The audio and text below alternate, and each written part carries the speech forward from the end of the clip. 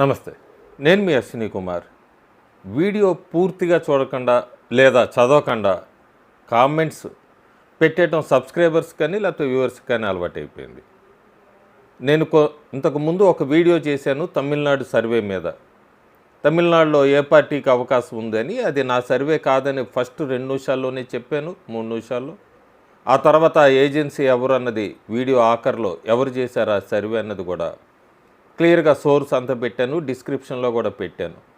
కానీ కామెంట్స్ చూసినప్పుడు ఆశ్చర్యం వేస్తుంది. ఎందుకంటే అది నా సర్వే అని, నా సర్వే నేను చేశాను కాబట్టి తప్పని ఇట్లా బాగా అలవాటైపోయింది. నేను మళ్ళీ ఆ కామెంట్స్ పెట్టిన వాళ్ళందరూ ఎన్నికల ఫలితాల తర్వాత కూడా ఎక్కడా కనపడరు.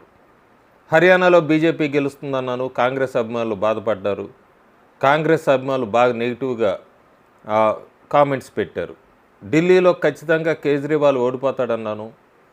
బీజేపీకి 40 స్థానాల పైన గెలుస్తాయని చెప్పి ఏ నియోజకవర్గాలతో ఇచ్చాను. కానీ అప్పుడు కూడా కామెంట్స్ పెట్టారు, వాళ్ళు మళ్ళీ ఫలితాల తర్వాత కనబడలేదు. మహారాష్ట్రలో మహాయుతి 160 స్థానాలపైన ఖచ్చితంగా గెలుస్తుంది, పైన లీడ్ ఎంతో తెలియదు, గెలుస్తుందని చెప్పాను. మహావికాస్ అగాది ఫాలోవర్స్ అంతా కూడా నా మీద ట్రోల్ చేశారు. ఆ తర్వాత ఫలితాలు వచ్చాక కనపడలేదు. జార్ఖండ్లో బీజేపీకి అవకాశాలు తక్కువ, 50-50 అని చెప్పాను. జార్ఖండ్కి కాంగ్రెస్ అలయన్స్తో గెలిచింది అక్కడ. అప్పుడు కూడా బీజేపీ అభిమానులు కనపడలేదు. సర్వేలు వస్తూ ఉంటాయి. సర్వేలు వచ్చినప్పుడు ఒక పార్టీకి అనుకూలంగా ఉంటాయి, ఇంకో పార్టీకి అనుకూలంగా ఉండదు. ఉండని వాళ్ళు నెగిటివ్గా ట్రోల్ చేయొచ్చు, ఉన్నవాళ్ళు ఆనందపడచ్చు. ఏదైనా ఆ ఓటరు ఎంతవరకు ఆ బూత్లో ఓటేస్తాడన్నంతవరకు కూడా మనం వేచి చూడాలి. చాలా పేరెన్నికన్న కన్సల్టెన్సీలు, సర్వేలు ఇవన్నీ కూడా చాలా తప్పినాయి. కాకపోతే మనం తీసుకోవాల్సింది ఫైనల్గా ఎవరు గవర్నమెంట్ ఫామ్ చేశారు, ఆ సర్వేలో ఎవరు ఫామ్ చేస్తారు. ఉదాహరణకి నేను నేషనల్ 2024 లోక్సభ ఎన్నికలప్పుడు నా సర్వే తప్పింది, కానీ గవర్నమెంట్ ఎన్డీఏ ఫామ్ చేస్తుందన్న ఎన్డీఏ ఫామ్ చేసింది. సో అది ఎన్డీఏకి వెళ్ళింది కానీ కాంగ్రెస్ కూటమి కాదు. అలాంటివి తీసుకోవాలి మనం, నెంబర్ తప్పవచ్చు. సో క్లియర్గా తమిళనాడు మీద నేను ఇచ్చిన సర్వే పూర్తిగా చూస్తే వ్యూ డ్యూరేషన్ కూడా అది దాదాపు 14 నిమిషాల వీడియో అయితే ఒక 5 నిమిషాల వరకే చూసినట్టు కనబడుతుంది. అంటే పూర్తిగా వీళ్ళకి ఫైనల్ నెంబర్ అంతా ఎవరు గెలుస్తారు అంతే తప్ప అక్కడ సోర్స్ ఏంటి అనేది చూడకుండా కామెంట్స్ పెడుతున్నారు అనేది అయితే నాకు అర్థమైంది. పర్వాలేదు, మనం సోషల్ మీడియా ఎంతవరకు ఎక్కడ ఏం జరుగుతుంది ఏంటి అనేది తీసుకెళ్ళటం వరకే మన బాధ్యత. ఎవరు ఎలా అనుకుంటున్నారు, ఎక్కడ ఏ పార్టీకి అవకాశం ఉంది. యూట్యూబర్స్లో కూడా బాగా అలవాటు అయిపోయింది. నగరీ రోజా ఏమంది, లేదా అఘోరీలు ఏమన్నారు, వర్షిణిని ఎంతమందిని పెళ్లి చేసుకుంది, లేకపోతే ఇలాంటి ఫేక్ న్యూస్లు థంబ్నెయిల్స్ పెట్టి వాటి మీద అయితే బాగా వ్యూవర్స్ వస్తాయి. అట్లా పెట్టే ఛానల్ కాదు జర్నలిస్ట్ ఏకే. నేను ఎక్కడా కూడా ఎంత వ్యూస్ వచ్చినాయనో లేకపోతే ఎంత రెవెన్యూ అనేది డే 1 చెప్పాను. ఫస్ట్ నా పాత వీడియోస్కి వెళ్ళొచ్చి ఇది ప్యాషన్ మీద పెట్టింది, అవేర్నెస్ మీద పెట్టింది. ఒక కాంగ్రెస్ సబ్స్క్రైబర్ అభిమాని పెట్టాడు, నాకు పబ్లిక్ మీద ఇంట్రెస్ట్ల మీద మీరు మాట్లాడలేదు, పబ్లిక్ చాలా సఫర్ అవుతున్నారని.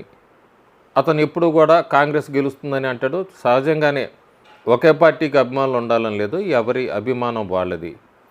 నాకు కొన్ని రాష్ట్రాల్లో పబ్లిక్ బాధపడుతున్నది అనేది కనపడలేదు. కానీ అతను తెలుగు రాష్ట్రం అభిమాని, తెలుగు రాష్ట్రాల్లో నాకు తెలిసి తెలంగాణ అభిమాని అనుకుంటున్నాను. అతను తెలంగాణలో కాంగ్రెస్ ప్రభుత్వంలో కామన్ మ్యాన్ ఎంత సఫర్ అవుతున్నాడు అన్నది ఆ కామెంట్స్లో పెట్టుంటే ఆనందించేవాడిని. బీజేపీ అభిమానులు ఎక్కడికక్కడ ప్రతి రాష్ట్రంలో బీజేపీ వచ్చేయాలి, వాళ్ళకి బీజేపీ గెలవాలి. కానీ క్యాడర్ మూకారు, నాయకులు కలుసుకోరు, సమన్వయ లోపం, పోరాడరు ఇష్యూస్ మీద. నేషనల్ హెరాల్డ్ కేసు అది పెద్ద స్కామ్ అన్నది అందరికీ తెలుసు. ఈడీ ఛార్జ్షీట్లో సోనియా గాంధీ, రాహుల్ గాంధీ పేర్లు చేర్చాక కాంగ్రెస్ పార్టీ ఒక పక్క దీని ఈడీ ఆఫీసులు ఎదురుగుండా ధర్నాలు అవన్నీ చేస్తున్నప్పుడు తెలంగాణలో సాక్షాత్తు ప్రధానమంత్రిని, ఏ పార్టీకి సంబంధించిన వాళ్ళైనా ప్రధానమంత్రిని అబ్యూజివ్ లాంగ్వేజ్లో మాట్లాడకూడదు, ఎందుకంటే ఒక పెద్ద పోస్ట్లో ఉన్నప్పుడు. తెలంగాణలో ఒక ఎమ్మెల్సీ, కాంగ్రెస్ ఎమ్మెల్సీ ప్రైమ్ మినిస్టర్ని ఒక అసభ్యంగా మాట్లాడుతున్నప్పుడు ఖండించిన బీజేపీ నాయకులు లేరు. ఇంకో పక్క తెలంగాణలో వాటర్ ఇష్యూస్, కరెంటు సప్లైల మీద ప్రజలు ఇబ్బంది పడుతుంటే దాని మీద పోరాటాలు చేస్తున్న బీజేపీ నాయకులు లేరు. అన్ని రకాల ప్రాబ్లమ్స్ ఉన్నాయి, రైతులు సమస్యలు ఎదుర్కొంటున్నారు. బీజేపీ నాయకులు ఎక్కడా కదలరు, కేడర్ కదలదు. వాళ్ళకి మాత్రం తెలంగాణలో బీజేపీ పార్టీ వచ్చేయాలి, బీజేపీ గెలవాలి. లేదు తమిళనాడులో ఏం జరుగుతుందన్నది పక్కనే తెలంగాణ పక్క తెలుగు రాష్ట్రం, తెలంగాణకి పక్కనే ఉన్న తమిళనాడు గవర్నమెంట్ హిందూ దేవాలయాలకి ఇచ్చిన దాదాపు డొనేషన్స్ మీద వచ్చిన 1000 కేజీల పైన బంగారాన్ని 24 క్యారెట్ గోల్డ్ కింద మెల్ట్ చేసి ప్రభుత్వం 18 కోట్ల రూపాయల వరకు ప్రభుత్వం స్వాధీనం చేసుకుంది. ఇదంతా కూడా భక్తులు దేవాలయాలకు ఇచ్చింది, గవర్నమెంట్ తీసుకుంది. దాని మీద ఒక్కళ్ళు కూడా నోరు విప్పరు. మాట్లాడితే హిందుత్వం అంటారు టీవీ ఛానల్స్లోనో కామెంట్స్లోనో, లేదంటే దేవాలయాల గురించి మాట్లాడతారు వ్యూవర్స్ కానీ సబ్స్క్రైబర్స్ కానీ. దేవాలయాలు గవర్నమెంట్ బ్యాంక్స్ కింద అయిపోయినాయి ప్రభుత్వాలకి. వీళ్ళంతా కూడా మళ్ళీ సనాతన ధర్మం అంటూ కూడా కామెంట్స్ పెడుతూ ఉంటారు. పక్కన ఉన్న తమిళనాడులో ఇంత జరిగితే అక్కడ మాట్లాడరు, అక్కడ మాత్రం బీజేపీ గెలిచేయాలి, బీజేపీని గెలవాలి ఖచ్చితంగా, స్టాలిన్ ఓడించాలంటారు. ఇలాంటి ఇష్యూస్ మీద ఎక్కడ కూడా మాట్లాడరు ఎక్కడా కూడా. ఇంకో పక్క జార్ఖండ్లో దాదాపు 108 ఫేక్ బర్త్ సర్టిఫికేట్స్ పట్టుకున్నారు ఈ 3 నెలల్లోనే. అందులో అందరూ కూడా ముస్లిం మతానికి చెందిన వాళ్ళే. ఒక్కళ్ళు కూడా అక్కడ ఈస్ట్ సింగమూమ్ అని ఉంది, ఆ లొకాలిటీలో ఒక్కళ్ళు ఉండరు. వాళ్ళ మీద 106 ఫేక్ బర్త్ సర్టిఫికేట్స్ పట్టుకున్నారంటే ఏం జరుగుతుంది అక్కడ, దాని గురించి మాట్లాడరు. బెంగాల్లో చూసాం మనము, ఎక్కడ వ్యాలిడ్ పేపర్స్ లేవు, అంతా ఫ్రాడ్సు, దాని గురించి మాట్లాడరు ఎవరు కూడా. ముర్షిదాబాద్లో వైలెన్స్ జరుగుతుంది. ఒకప్పుడు జమ్మూ కాశ్మీర్లో హిందువులు పారిపోయారు దాడులు తట్టుకోలేక. భారతదేశంలో ఉన్న వెస్ట్ బెంగాల్లో కూడా హిందువులు రెఫ్యూజీల క్యాంపుల్లో ఉంటున్నారంటే ఈ పరిస్థితి కారణం ఎవరు, దాని మీద ఎవరు మాట్లాడరు. సాక్షాత్తు వెస్ట్ బెంగాల్ ముఖ్యమంత్రి గవర్నర్ని ముర్షిదాబాద్ వెళ్ళొద్దు మీరు అంటున్నారంటే పరిస్థితి ఎంత చేజారిపోయింది వెస్ట్ బెంగాల్లో. ఆ విషయం మీద ఎవరు మాట్లాడరు. తెలంగాణ ఆంధ్రాకి పక్కన ఉన్న రాష్ట్రం కర్ణాటక రాష్ట్రంలో ఇప్పటికే ముస్లింలకి అపీజ్మెంట్ మీద లేదు, వాళ్ళు ఇచ్చిన వాగ్దానాలు ఒక్కటి నెరవేర్చగా ఎట్లా రేట్లు పెంచేశారు అన్నది అందరికీ తెలిసిందే. ముస్లిం అపీజ్మెంట్ కోసం ఎంత ముందుకెళ్తుంది కర్ణాటక ప్రభుత్వం అన్నది కూడా అందరూ చదువుతూనే ఉన్నారు పేపర్లో. ఒక ఎగ్జామ్ సెంటర్లో సిఈటి సెంటర్లో శివమోగాలో ఇద్దరు బ్రాహ్మణ్ స్టూడెంట్లు జంజం సీక్రెట్ థ్రెడ్ అంటారు వాళ్ళ కులానికి, దాన్ని లాగి పోలీసులు డస్ట్బిన్లో వేసి ఎగ్జామ్ సెంటర్లోకి పంపించారు. ఈ దాడి గురించి ఎవరు మాట్లాడరు, ఒక యూట్యూబ్ని చూసేస్తారు, చదువుతారు, అంతే, వాళ్ళు వెళ్ళిపోతారు. కానీ కర్ణాటకలో బీజేపీ గెలవాలంటారు, బీజేపీలో ఎక్కడ యాజిటేషన్ కనబడదు. క్యాస్ట్ సెన్సస్ గురించి మాట్లాడతారు, క్యాస్ట్ సెన్సస్ బ్రహ్మాండం చేశారంటారు, ఎంత ఫేక్ ఉందో. పక్కన కర్ణాటక రాష్ట్రంలో మేము క్యాస్ట్ సెన్సస్ చేసామంటారు, కానీ కాంగ్రెస్ లీడర్ హెచ్ఎం రేవణ్ ఏం చెప్తారంటే క్యాస్ట్ సెన్సస్ సరిగ్గా చేయలేకపోయాం మేము, ఎందుకంటే కొంతమంది ఇళ్ళకి వెళ్ళినప్పుడు బయట కుక్కల్ని కట్టి ఉన్నాయా, కుక్కలకు భయపడి మా వాళ్ళు అందులోకి వెళ్ళి క్యాస్ట్ సెన్సస్ చేయలేదంటారు. కానీ దాని లెక్క 170 కోట్ల రూపాయలు చూపిస్తున్నారు క్యాస్ట్ సెన్సస్ అని. ఈ మనీ అంతా ఎవరిది ఎక్కడ అన్నది మాట్లాడరు. దీని మీద కూడా ఒక్కరు కూడా పోరాటం చేయరు. కర్ణాటకలో మాత్రం బీజేపీ వచ్చేయాలని చెప్తూ ఉంటారు వీళ్ళంతా కూడా.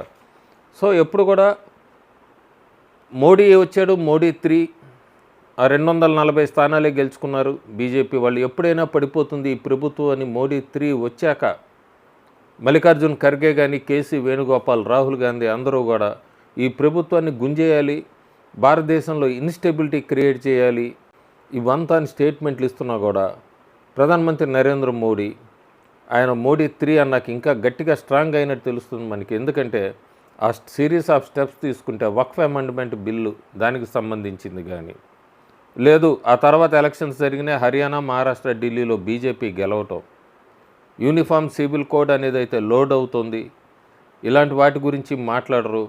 ఎంతసేపటికి అన్ని రాష్ట్రాల్లో బీజేపీ వచ్చేయాలంటారు. బీజేపీ నాయకులు కదలరు, కేడర్ కదలరు. ఒక న్యూస్ 5 నిమిషాలు చూస్తారు, ఆ తర్వాత పక్కన పెడతారు కామెంట్స్లో. తమిళనాడులో బీజేపీ గెలుస్తుంది, లేదు తెలంగాణలో బీజేపీ వచ్చేస్తుంది, కర్ణాటకలో బీజేపీ వచ్చేస్తుంది, కేరళలో బీజేపీ వస్తుందని. ఫ్యాక్ట్స్ మనం రిసీవ్ చేసుకోవాలి, తీసుకుంటంలో ఉండాలి. జార్ఖండ్లో కాంగ్రెస్ గెలిచింది, ఒప్పుకోవాలి మనం. తెలంగాణలో కాంగ్రెస్ గెలిచింది, కారణాలు ఏమైనా తెలంగాణలో కాంగ్రెస్ రూలింగ్లో ఉంది. తమిళనాడులో ఇంకా సంవత్సర కాలం పైన సమయం ఉంది ఎన్నికలకి. బీజేపీ అన్నాడీఎంకే కూటమి ప్రస్తుతం అయితే గెలుపు అనే దానికి ముందులో లేదు.